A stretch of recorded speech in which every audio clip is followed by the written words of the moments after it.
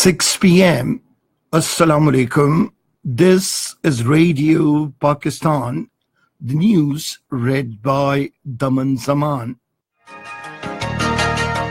The headlines. The Prime Minister says the country cannot make progress until public representatives are accorded due respect. The Chief Justice of Pakistan has taken notice of the killing of 6 labourers in Kharan district of Balochistan. In occupied Kashmir, the Indian troops in their fresh acts of state terrorism martyred 4 Kashmiri youths in Srinagar today. China and Japan have agreed on joint efforts to improve bilateral relations. And now the news in detail. Prime Minister Shahid Khaqan Abbasi says Pakistan can make progress if there is constitutional democracy in the country.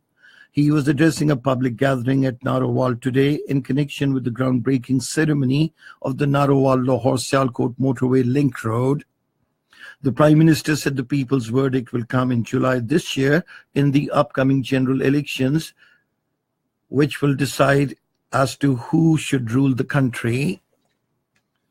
Addressing a gathering after performing the groundbreaking ceremony of dualization and improvement of Sialkot-Pasrud Road, the Prime Minister said the country cannot make progress and development until the public representatives are accorded due respect.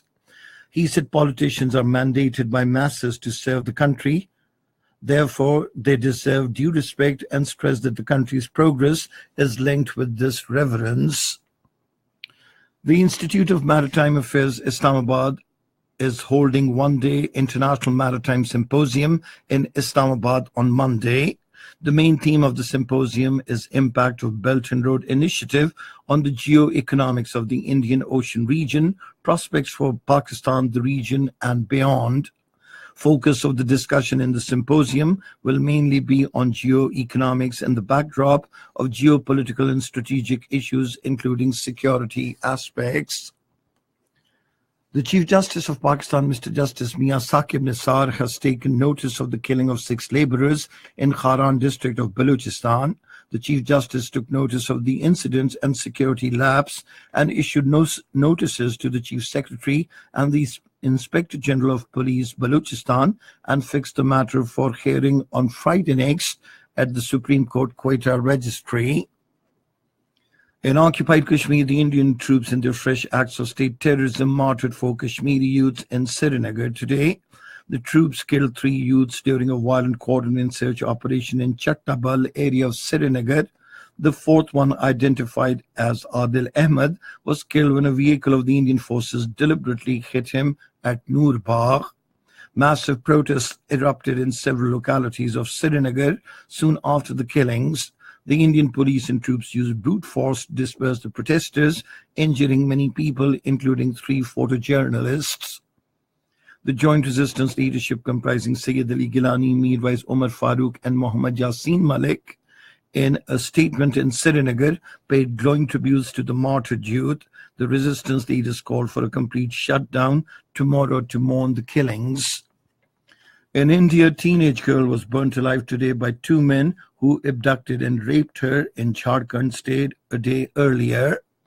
According to the police, the 16-year-old girl was abducted from her home and raped. She was burnt alive a day after by the same men after they were punished and fined by the village council on the complaint of the girl's family. The incident comes as India reels under a string of violent sexual crimes.